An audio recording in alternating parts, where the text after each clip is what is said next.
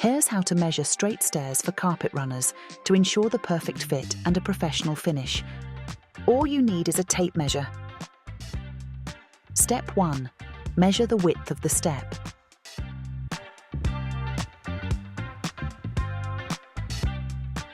We recommend leaving at least a 5 cm or 2-inch gap from the side of the step to the runner. If your steps are 80 cm or 2 feet 7 inches, go for a runner that is 70 cm or 2 feet 4 inches in width.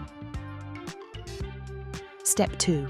Measure the depth of the tread and the height of the riser.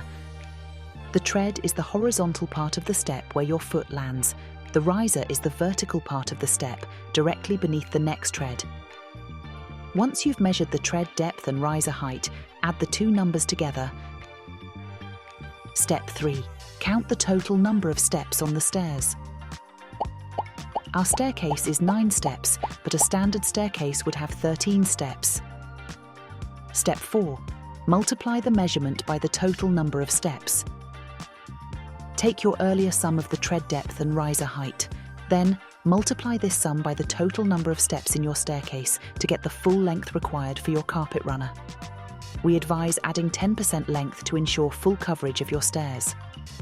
For example, most treads are 20 centimeters or 8 inches and risers also 20 centimeters or 8 inches, equaling 40 centimeters or 16 inches. Multiply this number by the total number of steps, which typically would be 13. Adding 10% on top takes the runner length for your straight steps to 572 centimeters or 18 feet 9 inches in total. We offer our runners in any length, so if your staircase is large or small, we can provide the perfect fit for your space.